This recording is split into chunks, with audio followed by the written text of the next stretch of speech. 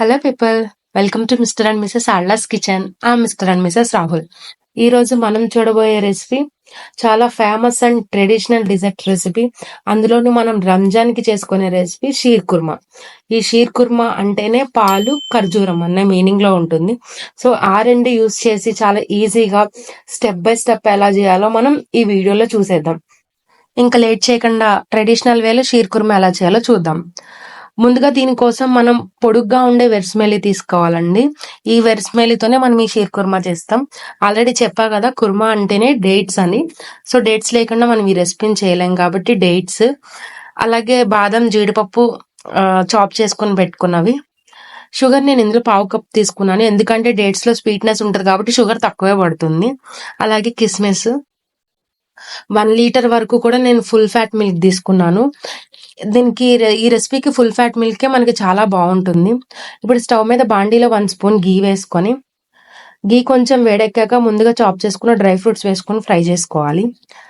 Dry fruits కొంచెం colour change అయిన తర్వాత కిస్మిస్ అలాగే డేట్స్ కూడా వేసుకొని ఫ్రై చేసుకోవాలి. నేను ఆల్మోస్ట్ ఒక 10 డేట్స్ వరకు కూడా చాప్ చేసుకొని పెట్టుకున్నానండి, సీడ్లెస్వి.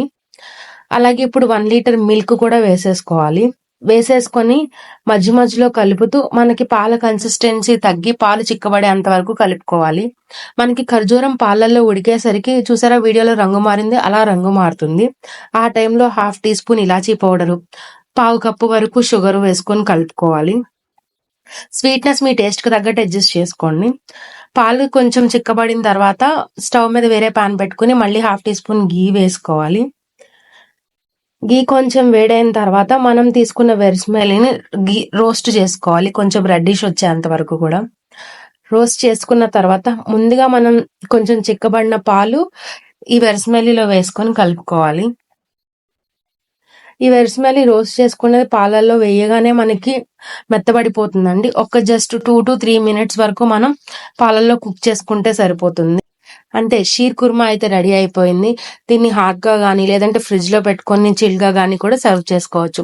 చూసారా, మీరు కూడా ఒకసారి ట్రై చేసి ఎలా వచ్చిందో కామెంట్ సెక్షన్ లో కామెంట్ చేయండి. ఈ వీడియో కనుక మీకు నచ్చినట్టయితే please like, share, subscribe. Thank you.